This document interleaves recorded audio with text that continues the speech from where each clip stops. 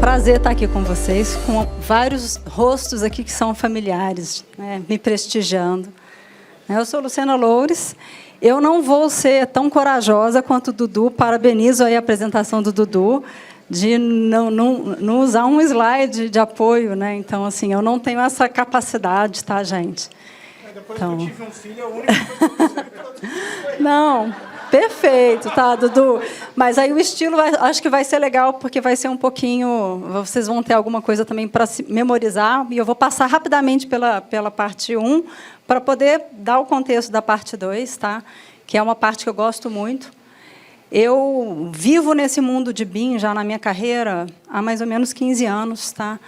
Eu sou cientista da computação de formação, tenho mestrado em banco de dados. Sempre trabalhei com a parte de levar a inteligência da informação para os clientes. Eu sempre trabalhei com cliente de engenharia. Então, o BIM veio para mim num mundo onde já o processamento veio também e outras demandas de TI vieram. E eu já tive a oportunidade feliz de ajudar vários tipos de clientes, sejam projetistas, vejo projetistas com quem eu já tive a oportunidade de ajudar aqui na sala, construtoras também, vejo pessoas que trabalham em construtora que estão aqui na sala, proprietários e até órgãos reguladores. Então, eu cheguei na minha carreira a ter uma diversidade de olhar e de necessidade de BIM que eu acho que é bastante ampla. Tá? E hoje eu tenho a felicidade de utilizar BIM como um instrumento que é um instrumento de gestão, né, onde eu trabalho na Verum. A primeira desconstrução que foi me colocada é que aqui BIM é uma ferramenta. E hoje eu vejo que é um olhar importante, é um olhar interessante, porque eu tenho que dar valor àquele BIM. Eu vou utilizar BIM para algum propósito, que é para trazer algum tipo de resultado. E isso está muito conectado à sabedoria que as ISOs implementam. Tá? Então, assim... esse propósito, de uma forma subliminar, elas existem aqui dentro. Então, existem uma série de acrônimos. A gente olha, quando o Dudu mesmo colocou aqui, ele falou de EIR, ele falou de LOD, né, que eu lembro que ele colocou, de CDL, mas tem uma série de acrônimos, tá?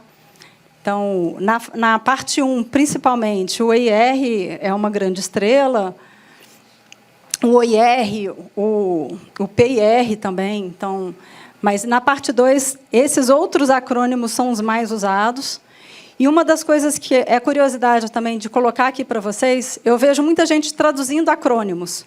Eu mesma fazia isso, eu falava Plano de Execução BIM, eu chamava de PEB. E é comum a gente ver literatura sobre isso. Mas uma das determinações que, na tradução brasileira, decidiu-se foi por não traduzir acrônimos. Então, o plano de execução BIM é BEP, não é PEB. BIM é BIM, não é a modelagem, não é MIC, modelagem de formação da construção. E isso tem um propósito de manter a linguagem internacional, porque aí a gente consegue ter essa identificação e os projetos estão cada vez mais globais. Então, pessoalmente, eu gosto desse direcionador, e, quando me informaram que isso foi uma decisão tomada, eu fiquei feliz, eu acho que foi com bastante sabedoria manter os acrônimos.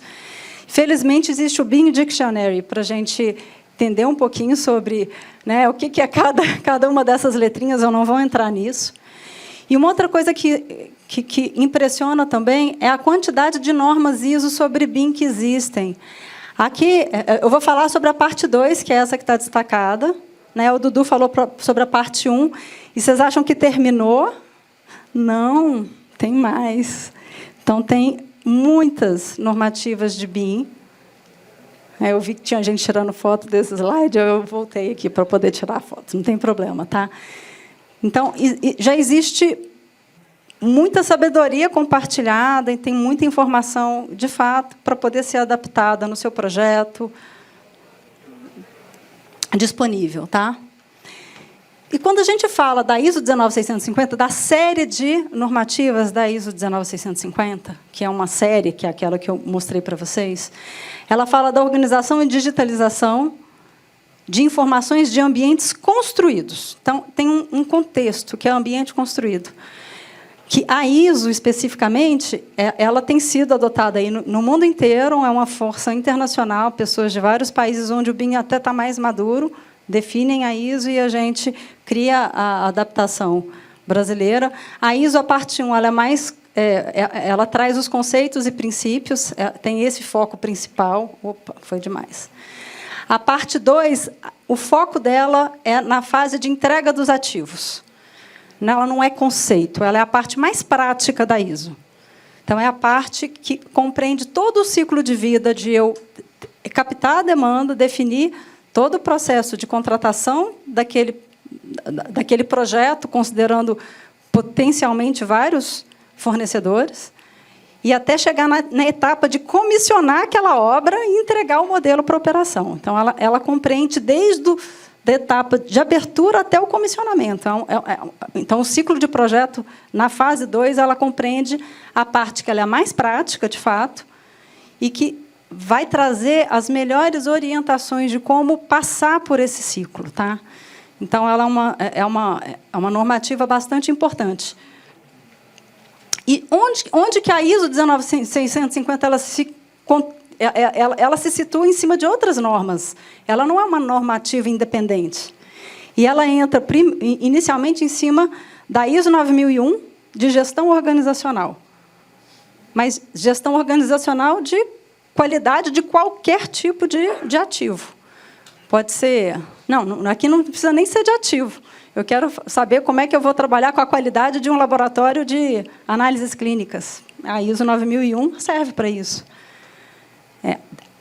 Dentro do contexto da ISO 19650, ela está dentro da ISO 9001, mas ela está dentro de uma outra que está dentro da 9001, que é a ISO 55000, que é a de gestão de ativos.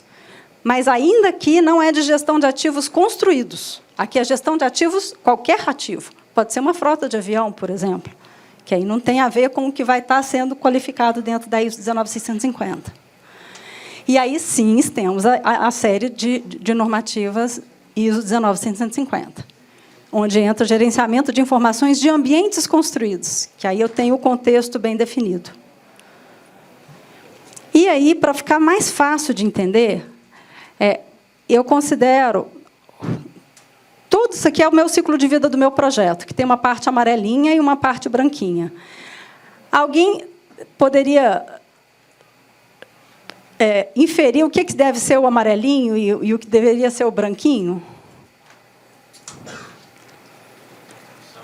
As condições iniciais e retroalimentação. Perfeito. Aqui seria meio que o ciclo do CAPEX, é o ciclo do meu projeto. E aqui, o branquinho, é o ciclo de operação. Então, no meu projeto, até ele, de alguma forma, encerrar o seu ciclo de vida... Então, eu tenho um ciclo menor, que é um ciclo de investimento no projeto, de construir aquele ativo, e depois eu entro num ciclo maior, que é do ativo sendo funcional, sendo utilizado. E que ele é sempre um ciclo maior. Então, o branquinho é o ciclo do OPEX, e o amarelinho é o ciclo do CAPEX. E a parte 2, ela foca muito na fase amarelinha, o amarelinho com o amarelinho, que é a elaboração do... Project Information Model, que é o modelo de informação do projeto, que é o modelo virtual daquele projeto, e que compreende desde o início do projeto até o comissionamento até a entrega daquilo para o ativo. Então, ele pega alguns ciclos. Tá? A parte 2 está aqui nesse amarelinho, e a fase operacional vai estar na parte 3, que vai falar sobre... as melhores práticas para você trocar informações no ciclo de operação, que a parte 3 vai focar. A gente vai falar hoje mais da parte amarelinha, de uma forma bem rápida, tá, gente? Assim, mas trazendo alguns conceitos que podem ajudar e nortear vocês no conteúdo que for mais relevante. E eu acho que a parte 2 ela se aplica bastante para esse ciclo que é inicial, de você, de fato, desdobrar o seu projeto, contratar, quais são os cuidados que você precisa ter. E tem 3 etapas fundamentais que tem o marco A aqui, que acabou de aparecer, que é a entrada, de você pegar... Poxa, se eu estou fazendo um projeto brownfield, eu já tenho aquele ativo. o que eu tenho que alimentar de lições aprendidas, de informações que eu já tenho daquele ativo para poder entrar aqui no A? Né? O que eu alimento de informações já existentes, então é a partida, que aí entra no que seria o FEL 1, ou um estudo de viabilidade técnica, econômica e ambiental. No B é, de fato, o desenvolvimento do meu projeto, né? E no C é o comissionamento. É, de fato, eu trabalhar com a mudança do PIM para o AIM, que é o modelo do ativo. Tá? Então, tudo que compreende, desde dessa partida do A até o C, está sendo orientada pela parte 2 da ISO. E, assim, a ISO ela estabelece 8 principais fases, né? Desde a avaliação das necessidades, para poder entrar no A, ali, eu tenho o ciclo de avaliação de necessidades, convite para licitação, propostas, contratação, mobilização, produção colaborativa da informação, entrega do modelo da informação e o encerramento. Então, ele caracteriza 8 fases gerais para eu lidar com a elaboração desse modelo virtual do meu projeto. Tá? Que aqui eu acho que fica fácil da gente entender. E eu tenho algumas personas principais. O contratante, o Dudu bem colocou que, olha, o olhar da ISO ela é muito em cima do olhar do proprietário, o olhar do contratante, de quem que precisa, de fato, fazer a gestão daquele ativo futuramente. Mas, normalmente, esse contratante ele não trabalha sozinho. Ele trabalha como uma cadeia de fornecedores. E ele contrata tanto projetistas quanto construtoras, às vezes gerenciadoras. Então, e isso daqui é para qualquer tipo. Tá? Então, a ISO ela não vai ser específica para falar como é que você contrata uma empresa de engenharia ou uma empresa de construção. Ela é genérica, mas tem tanta sabedoria dentro dela, vocês têm que saber ler nas entrelinhas. Tá? Então, eu vou procurar algumas das que eu já consegui capturar bem, passar e destacar de pontos de atenção aqui. E a cadeia de subcontratados também, porque o contratado líder, ele também, normalmente, trabalha com uma cadeia de subcontratados. E aí, como é que é esse fluxo de informação perante a ISO? Quais são as orientações que são sugeridas? A primeira coisa, quem começa a trabalhar, gente, tem que ser o contratante. Qual que é o primeiro compromisso que o contratante tem que fazer? Qual que é o meu objetivo da minha empresa? O OIR ele traz isso, que é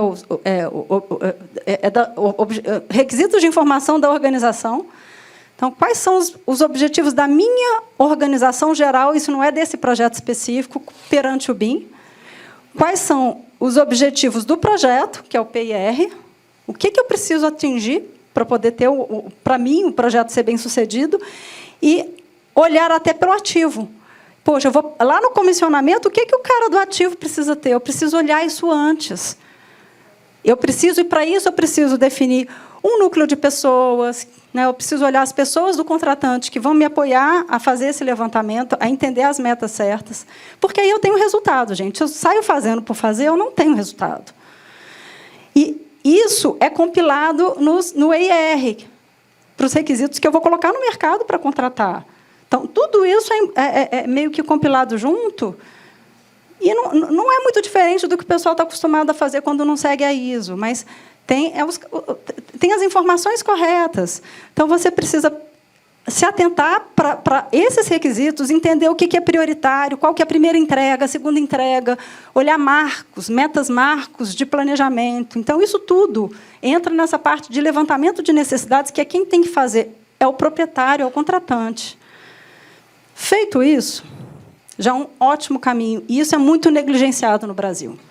Hoje, eu apoio empresas proprietárias, e eu vejo que aqui é a maior dor que a gente tem no nosso ecossistema. Porque, às vezes, você tem uma priorização, o cliente tem, né? Mas ele não passou isso para você. E você vai se organizar da melhor forma que vai ser melhor para você. Porque ele não falou que para ele era diferente. E aí começa a ter as cabeçadas. Então, por favor, proprietários que estejam aqui, alguns estão, nesses a gente está conseguindo ajudar. Então, Aí eu sei que a gente está conseguindo contribuir para ter esse aporte de valor e sair com essa orientação correta de partida. Mas quem ainda não assumiu essa rédea, gente, é a principal lição aqui, isso vem da ISO. Contratante, faça isso antes. Com isso no mercado, peça para os seus proponentes a proposta, um BEP preliminar, para entender como é que vai ser o plano de ataque, se ele entendeu corretamente ou não, e até pontuar. Você, como contratante também, poder fazer uma análise técnica das propostas recebidas pelos proponentes de uma forma muito mais correta, fair, técnica. E ter o alinhamento necessário, fazer registro de riscos, plano de mobilização. Isso aqui tudo, nesse ciclo aqui, é contratado e subcontratado que vão atuar. O contratante vai escolher, né, o fornecedor que melhor atender e vai estabelecer o contrato. E, nessa fase, vai refinar, vai fazer o alinhamento do BEP. Aí tem o BEP preliminar, ele vira um BEP real, porque aí vira um plano de execução BIM daquele projeto que é acordado junto. E você pode, o contratado ele pode, inclusive, sugerir coisas que o EIR não trouxe, que podem ter boas práticas, e isso aí é consensuado, porque virou o BEP acordado no projeto. E tem sempre uma etapa de mobilização, de o fornecedor e sua cadeia olharem a mobilização de infraestrutura, a mobilização de time, isso precisa ser previsto. Tá? Isso também é uma coisa que é, às vezes, notificada. Ninguém tem funcionário de prateleira, gente. Isso acontece. Tá? Alguns pontos focais vão ter, isso é normal, mas isso precisa ser colocado, para não começar já com todo mundo louco, né? Seja do contratante quanto do contratado. Então, isso a ISO também traz, gente, todo mundo tem que ter período de mobilização. Ninguém tem funcionário de prateleira, né, quando tem uma demanda muito grande. E aí entra a grande etapa, de fato, de entrega do modelo de informação. Esse ciclo 7 entra a elaboração do PIM. Então, durante todo o ciclo de vida, então, nessa etapa de elaboração do PIM, que vai depois virar o AIM, até os containers de informação, esse é o nome que a ISO dá. Tá? O container de informação, você pode pensar, eu quero engenharia estrutural. Então, tem um container de engenharia de estruturas de concreto, quais são os tipos de elementos e informações. Então, tem toda uma questão forte, gente, de padronização de dados, que tem muito a ver com a minha formação primária. Tá? Então, assim, BIM tem tudo a ver com padrão. Os containers de informação são padrões que foram pré-estabelecidos e que precisam ser cumpridos. E eles são validados perante o EIR. O EIR trouxe isso. Então, durante esse ciclo, periodicamente, a cada entrega, a gente precisa verificar se a qualidade... Um lado, tem uma análise de qualidade, que é dentro do próprio escritório dos contratados e subcontratados, se está aderindo ou não. E depois, quando você emite, tem toda uma análise de verificação de qualidade pelo contratante. Finalizou, gente? Lições aprendidas. Tá? Então, assim, isso aqui resume a parte 2 da ISO. Tá? Então, eu acho que era... É o meu último slide. Depois tinha Aí, tudo isso faltou. Isso aqui é a cereja do bolo, tá, gente? Isso tudo sendo suportado por um ambiente comum de dados, que é o CDE, que me promove uma plataforma tecnológica para fazer colaboração entre todas essas partes que são envolvidas com a segurança de informação necessária. Tá? Eu digo, como hoje uma pessoa que ajuda outros contratantes a trabalhar com esse conceito, que muitas vezes você ainda não tem maturidade para fazer isso, mas você pode começar já a ter melhor colaboração, já colocando um CDE, seja CAD, seja com uma metodologia tradicional. Então, essa priorização tem até uma dor, tem dor, às vezes, que é de rastreabilidade, que o próprio CDE vai conseguir direcionar melhor. Tá? Então, assim, não tem que ser tudo, a gente pode ver ganhos incrementais. Por onde começar, saber colocar o CDE, E vai ter uma sessão de uma colega da gente lá da Veron, que é da Dominique, que vai ser amanhã à tarde, que ela vai abordar justamente o tópico do CDE, tá? E que é muito importante. Então, era isso, gente. Eu vou deixar agora aberta aí para perguntas e respostas. Queria agradecer. Tinha mais slide, mas eu vou poupar vocês, tá? Porque era muito grande. Olha, para quem tiver... Eu só queria colocar no último aqui. Eram só 15 minutos de fala, tá, gente? Então, que é isso aqui, né, gente? A colaboração deve haver alguma maneira de falar, tá? Cheio de gente. É a nossa realidade, é o nosso desafio. Além de definir as padronizações necessárias, é a gente saber trabalhar de forma colaborativa como a ISO orienta, tá? Então, é isso. E agora... Alguma pergunta, pessoal? Alguma pergunta? Para a Luciana. Não? Eu sou baixinho. Bom, Luciana, parabéns pela apresentação, bem objetiva, né? E realmente cumpriu o ciclo aí que a ISO traz. Minha questão é referente à prática que a gente vê muito ainda no Brasil. Segregar a licitação do projeto, da obra. E aí tem uma questão muito importante que a gente tentar antecipar as partes interessadas, principalmente aquelas que vão chegar depois, né? Na definição dos requisitos lá de ativos, operação, manutenção. E como é que a gente conseguiria resolver ou atenuar esse risco, essa dor ou esse problema com as fases iniciais. O contratante poderia desenvolver isso melhor para atingir esse resultado que vai ter, ao longo do ciclo de vida, aí, a maior duração até mesmo do que a entrega do ativo. Não, excelente pergunta. E esse é o desafio que todo mundo... A gente tem que colocar. Eu acho que foi uma boa provocação, porque você já colocou a resposta, né, que a gente precisa provocar o contratante de entender qual que é o seu desafio, que padrão de informação ele precisa para atender melhor o seu ativo, que dores ele tem, que essa digitalização antecipada ela iria endereçar, para isso constar naqueles requisitos iniciais. Aquilo ali não é um nome bonito, AIR, PIR, OIR, não é um nome bonito, aquilo ali é para ser prático, né?